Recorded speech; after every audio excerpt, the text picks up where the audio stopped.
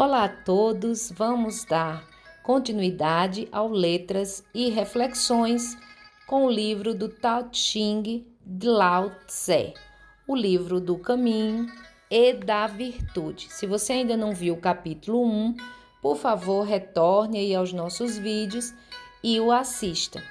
Bem, gente, a pedido de alguns que escutaram e não conseguiram compreender muito o aspecto mais filosófico do livro, a gente, ao término da leitura de cada capítulo, vai fazer uma breve reflexão a respeito do que se trata o capítulo.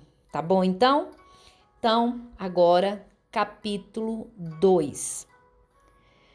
Todo mundo conhece a beleza do belo e, ao fazer isso, tem a ideia do que é a feiura. Todos conhecem a habilidade dos habilidosos e, ao fazer isso, têm a ideia do que é a falta de habilidade. Assim, é a existência e a não existência dão origem uma à ideia da outra, que a dificuldade e a facilidade produzem uma à ideia da outra. O comprido e o curto modelam a figura do outro, que as ideias de altura e baixeza surgem do contraste de uma com a outra, que as notas musicais e tons tornam-se harmoniosos por meio da relação de um com o outro, e com aquele ser antes e atrás dão a ideia de um seguindo o outro. Portanto, o sábio administra os negócios sem fazer nada e transmite suas instruções sem o uso da fala. Todas as coisas surgem e não há uma que recuse mostrar-se. Crescem e não há nenhuma reclamação feita por sua propriedade. Passam por seus processos e não há expectativa de recompensa pelos resultados. O trabalho está concluído e não há descanso nisso, como uma conquista. A obra está feita, mas sem apego. É isso que faz com que o poder não deixe de existir. Agora vamos fazer uma reflexão um pouco acerca do capítulo. Lembrando, gente, que isso é apenas um resumo do muito que contém nesse capítulo e também a nossa compreensão. Você pode fazer a sua própria compreensão, reflexão, tá bom? Bem, a gente entende que a compreensão, das coisas se dá no contraste, ou seja, toda consciência é formada nessas polaridades, porque tudo que você pensa tem seu contraste, tem seu oposto. E você, no caso, vai excluir sempre um para compreender o outro, ou seja, o belo é porque tem o feio, o branco é porque tem o preto, e assim sucessivamente. A compreensão das coisas se dá nessa dualidade. Se você vê o belo, é porque também conhece o feio. E acaba que nesse processo de dualidade, na maioria das vezes, nós rotulamos as coisas, ou seja, você começa a fazer, nós, na verdade, começamos a fazer críticas, e isso muitas vezes limita, porque nós ficamos apenas naquele ponto. Porque quando a gente rotula, a gente está limitando algo.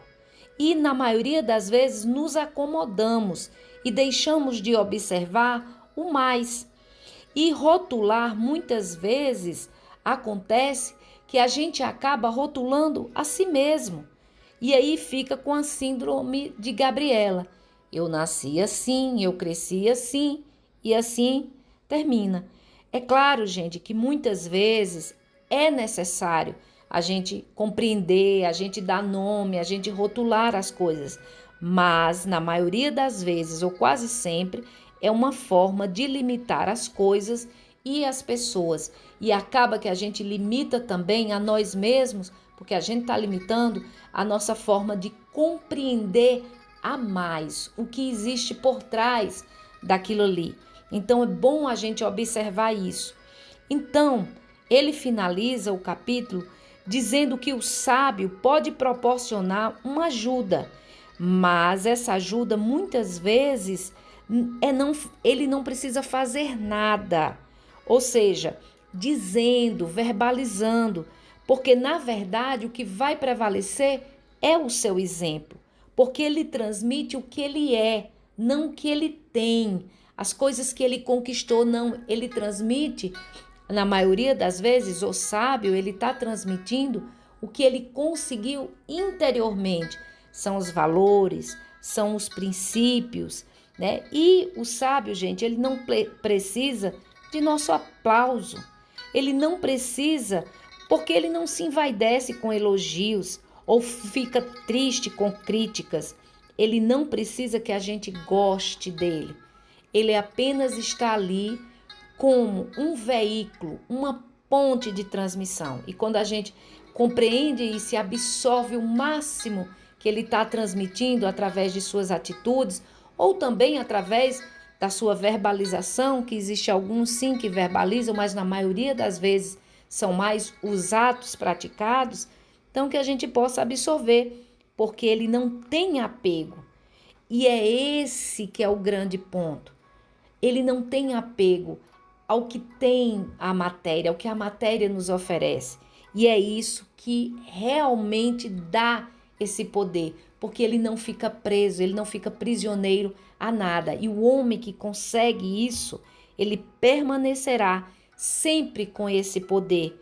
Ele não deixará de existir, porque quem acredita no Espírito sabe que o que se leva verdadeiramente para toda a eternidade são os valores, é aquilo que a gente conquista interiormente.